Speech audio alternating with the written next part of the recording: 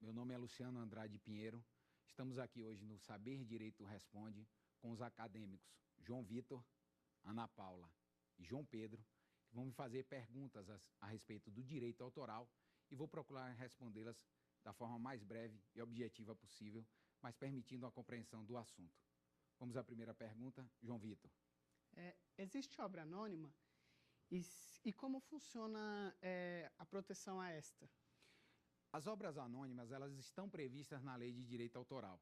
A despeito da Constituição dizer que é livre a manifestação do pensamento, vedado o anonimato, curiosamente, a Lei de Direito Autoral trata da obra anônima e atribui a responsabilidade pela publicação desta mesma obra, a obra anônima, a responsabilidade é aquele que publica, né? Então, há proteção em nome de quem publica, de quem torna essa obra pública, e a partir do momento em que ela é publicada, a responsabilidade passa a ser dessa pessoa física ou jurídica que torna essa obra anônima pública. No momento que o autor que criou essa obra, que preferiu por um momento deixar ela anônima, resolver reivindicar a paternidade da obra, o direito também garante a ele essa prerrogativa. Segunda pergunta, Ana Paula. O que é pirataria para o direito, professor? Pirataria é um ilícito. Esse nome pirataria, apesar de já se encontrar em um livro de doutrina ou outro, esse termo utilizado, né, em livro de direito autoral, a pirataria é um termo leigo que representa um ilícito de direito autoral chamado contrafação. A Lei de Direito Autoral, ela estabelece no artigo 5º, em um de seus incisos, que contrafação é reprodução não autorizada. Isso nada mais é, numa linguagem comum, do que a pirataria. É reproduzir sem autorização do autor. Terceira pergunta, João Pedro. Professor, é permitido baixar música na internet? Essa é uma questão muito interessante. Não é permitido. Aliás, normalmente não é permitido. Porque é possível que um site, existem lojas hoje na internet, que disponibilizam músicas para download. Essas músicas são disponibilizadas de uma forma paga. E essas lojas, no momento que você paga, elas têm um tipo de contrato com as produtoras de música, com as editoras, na verdade, de música, e essas editoras recebem um percentual acertado entre eles, a lei não define isso em absoluto, né, daquilo que a gente paga. O usuário paga, o consumidor paga, essa loja recebe aquele valor para fazer o gerenciamento desse download e paga um percentual para a editora de música, que acaba chegando até o autor, ao intérprete da música. O que não é permitido, na verdade, são os sites que a gente conhece, que já existem há muito tempo, são sites de download gratuito, né? Esses sites normalmente, não vou falar genericamente, porque é possível que exista um outro site onde se disponibilize música autorizada, né? De download autorizado. Mas, normalmente, esses sites onde contém música para download gratuito, elas são ilegais, elas estão promovendo um ilícito de direito autoral. Vamos à próxima?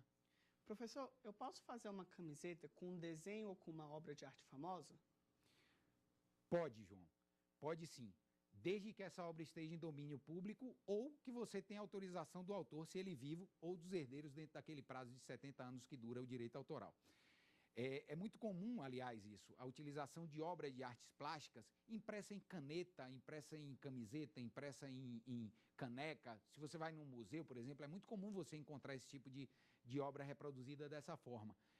É possível reproduzir? É possível, desde que seja autorizada pelo autor ou a obra esteja em domínio público. Ela estando em domínio público, o uso é livre. Se não ocorrer nenhum desses casos e a obra não estiver em domínio público, ou se o uso não for autorizado, aí você está no campo da ilicitude e você não pode fazer. Mais uma pergunta, então, agora, Ana Paula. Professor, o prazo para a obra entrar em domínio público é decadencial ou prescricional? Nenhum dos dois, Ana Paula. Nem prazo prescricional, nem decadencial. O prazo prescricional em direito de autor, há uma controvérsia gigantesca sobre qual seria, na verdade, esse prazo. Curiosamente, quando a lei foi publicada, houve um veto presidencial a um artigo que tratava especificamente da prescrição do direito de autor. Ou seja, do tempo que aquele que tivesse o seu direito violado teria para ir à justiça reivindicar uma reparação ou uma obrigação de fazer ou não fazer. Esse artigo, curiosamente, foi vetado sob a justificativa de que já existia legislação sobre o assunto tratando, né, da matéria prescrição. Só que essa legislação, ela, na verdade, não existia. Né? As razões do veto do presidente Fernando Henrique Cardoso na época foram essas. Mas essa disposição ela não existia explicitamente. Isso gerou uma grande controvérsia, na verdade, no direito autoral, em saber qual é o prazo prescricional. Certamente, o prazo de 70 anos não é prescricional e nem é decadencial. Esse prazo ele é característico do direito autoral. É um prazo que não existe em outro ramo do direito, exclusivamente dentro do direito autoral. Ele nasceu já com esse prazo. Desde os primórdios do direito autoral, nós estamos falando de 3 ou 4 séculos de existência, você vai encontrar referências a uma limitação temporal no exercício do direito. Para que ele existe, para que o autor devolva à sociedade uma obra que a própria sociedade ajudou ele a construir, ajudou ele a criar. Porque nada é criado do nada, né? Quando o autor cria uma obra intelectual, ele usa de referências, ele usa do que aprendeu, do que leu, do que ouviu, de outros livros que leu. No momento que ele cria a sua obra, ele não cria do nada, ele cria tendo referências. Então a lei estabelece um prazo para que ele devolva. Ele não, porque ele vai estar falecido, né? O prazo é de 70 anos contado a partir de 1º de janeiro subsequente à sua morte, para que os herdeiros devolvam essa obra, que essa obra volte para o convívio, volte para o conhecimento e aí de uso pleno da sociedade. Agora mais uma pergunta, vamos ouvir o João Paulo. Quanto ao registro da obra, ele é obrigatório? O registro da obra em direito autoral, ele não é obrigatório, mas ele é recomendável que se faça, né? Normalmente, o registro da obra, ele serve exclusivamente como meio de prova, né? De prova da autoria, mas ele não concede direito. O que concede direito autoral é a exteriorização do pensamento, a fixação do pensamento em um suporte tangível ou intangível. No momento que o autor tira do campo das ideias aquele seu pensamento e transporta para uma folha de papel, para uma tela, para uma gravação, para uma fita magnética, para um vídeo, enfim, qualquer suporte, mesmo a voz é um suporte intangível, né? Essa aula, uma aula que se dê, um sermão, uma alocução, são obras protegidas pelo direito autoral. Eu não preciso de registro, eu não preciso, na verdade, de nenhuma formalidade para conceder proteção do direito autoral ao autor. O registro ele é obrigatório para um outro ramo do direito, que é o ramo da propriedade industrial, que trata de marcas e patentes. Direito autoral a gente trata com outro assunto, a gente trata de arte, de música, de textos científicos, de obras teatrais, de obras audiovisuais, enquanto que o pessoal lá da marca e patente, das marcas e das patentes, eles tratam de criações, de invenções, aliás, de atuação do gênio humano, vinculado à utilidade, utilidade seja comercial, seja industrial, o que difere do direito autoral, que nós estamos no campo das artes. Então, aqui a ausência de formalidade para a gente, lá a exigência de formalidade. Mais uma pergunta agora, João Vitor. A execução pública de filmes sem fins lucrativos incide em violação do direito autoral? A execução pública é um direito do autor. É um direito também da empresa de radiodifusão. No caso de, se você pretender exibir um filme, mesmo que de forma gratuita, publicamente, seja num sinal de TV aberta, TV a cabo, num DVD, note que quando você compra um DVD ou um Blu-ray, tenha curiosidade de ler aquele alerta que é feito logo quando começa o DVD, que ninguém nunca leu, não é? Mas se você tiver a curiosidade, for um curioso na área do direito autoral, você vai perceber que aquele alerta diz exatamente isso, que quando o autor te entrega, ou te vende, ou te empresta aquele DVD, te entrega na forma de, você compra o DVD ou o Blu-ray, você recebe aquilo ali para uso doméstico daquela obra. O que é uso doméstico? É a exibição dentro da sua própria casa. A autorização que ele está te concedendo é exclusivamente para isso, para que você assista dentro da sua própria casa. Você não está autorizado, quando você compra o DVD, a reproduzir aquele filme, reproduzir em sentido de fazer cópias, você não está autorizado a colocar ele em outro suporte, digamos que você queira inserir ele no seu computador e colocar ele disponibilizado para download, ou execução pública, como foi a pergunta, né? O autor precisa te dar uma outra autorização, uma autorização adicional, porque é bom lembrar que as autorizações em direito autoral, elas têm que ser prévias e elas têm que ser expressas. Nenhum direito relativo ao patrimônio do autor, ele é negociado de forma ampla. A interpretação é sempre restrita. Se o uso é doméstico, ele vai ser doméstico, não pode ser exibido publicamente. Agora nós vamos para o intervalo para solucionar outras dúvidas dos alunos com relação ao direito autoral.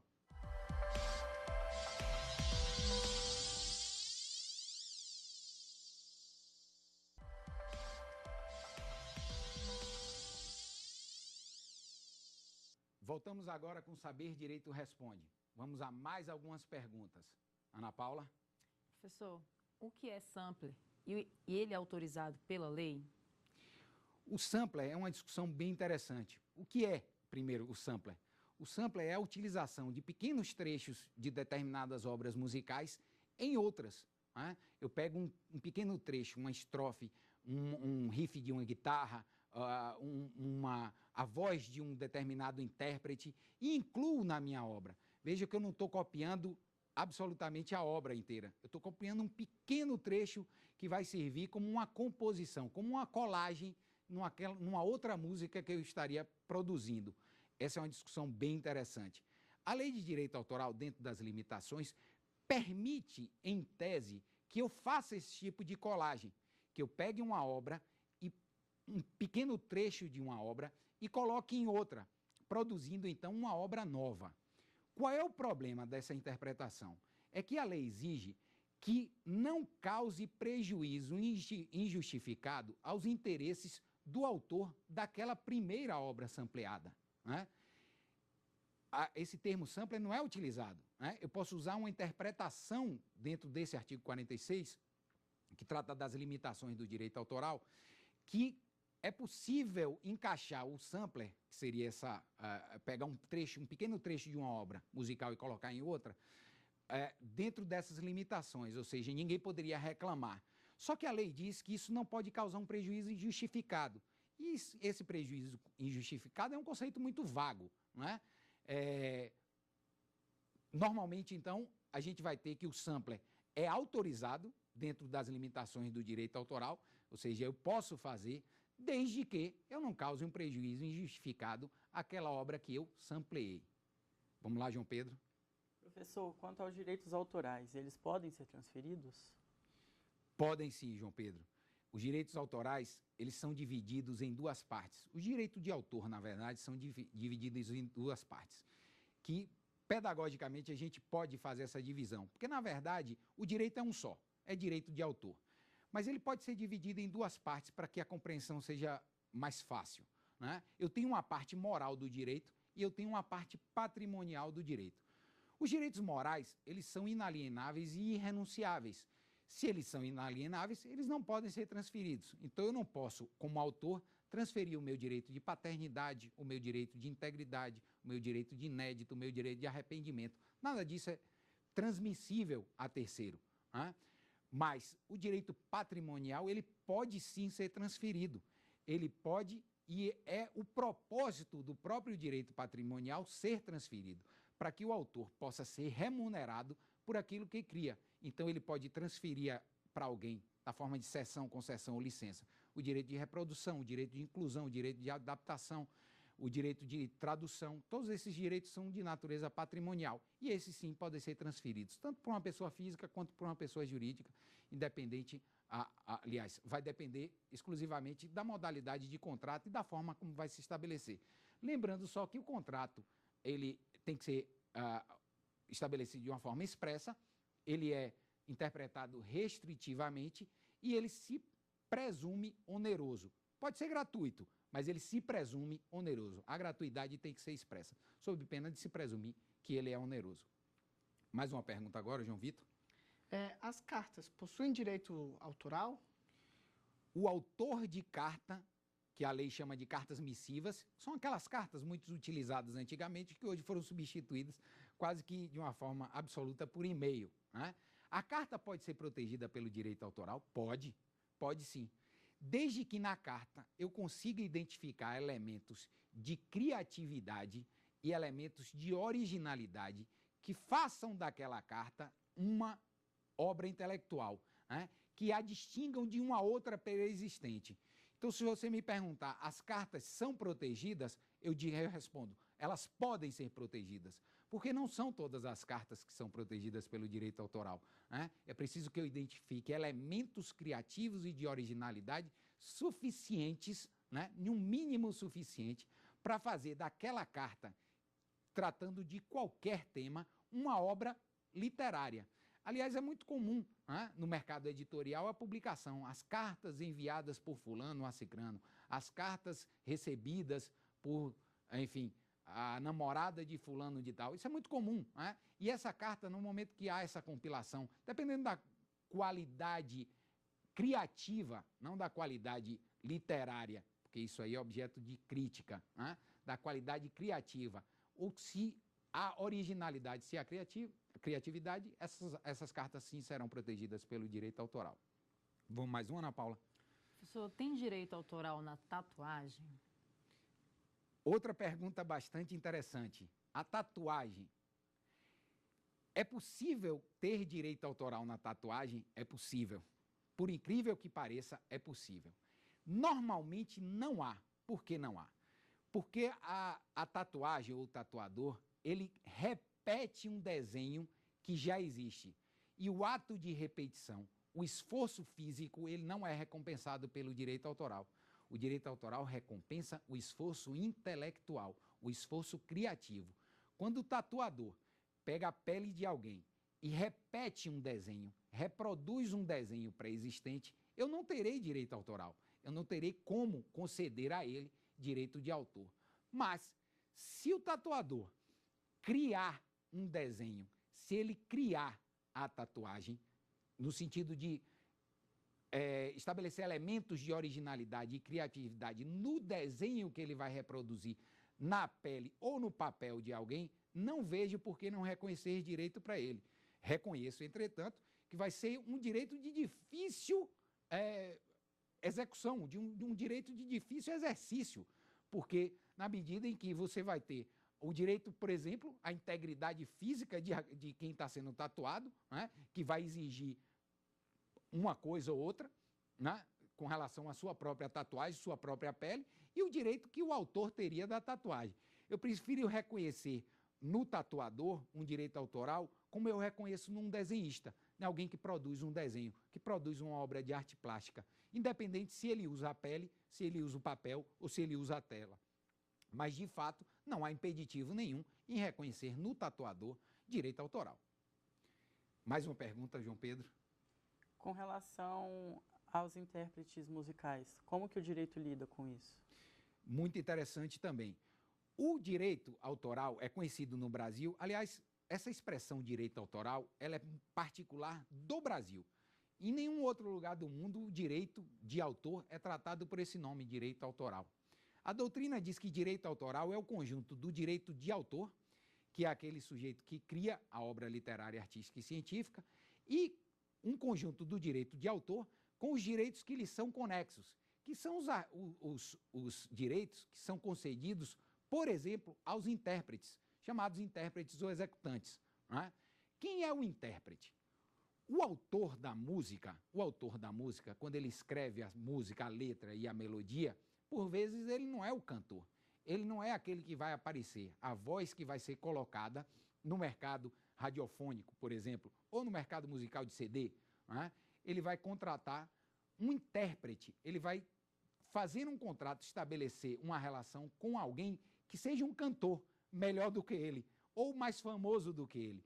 E o direito reconhece o intérprete, não como autor, mas como titular de um direito que é conexo ao do autor, que é verdadeiramente quem criou a música, a letra e a melodia. Mas ainda assim há direito e se reconhece, a lei reconhece direito ao intérprete de música, seja ele de música ou o ator também é considerado um intérprete para efeito legal. É o ator de teatro, o ator de televisão, o ator de filme, ele também é, para efeito da lei, um intérprete. Vamos para a próxima? Os incapazes são titulares de direitos autorais? Eles são titulares. Curiosamente, o direito reconhece para eles e não faz nenhuma distinção entre o incapaz e o plenamente capaz. Seja o incapaz totalmente ou relativamente incapaz. O direito autoral reconhece autoria, reconhece titularidade do direito a qualquer incapaz. Em casa, eu tenho um exemplo disso. Eu tenho uma filha que tem hoje ela tem 8 anos de idade. Quando ela tinha 5 anos, ela escreveu um livro. Ela é, portanto, absolutamente incapaz, porque é menor, né? E o exercício do direito vai se dar por meio da minha representação. Eu que assino os contratos, o livro está publicado, por sinal, eu que assino os contratos, eu que vou receber os royalties relativos à venda dos livros, eu que negocio qualquer tipo de coisa, representando ela, representando a verdadeira autora, que é ela. A titularidade, portanto, é dela.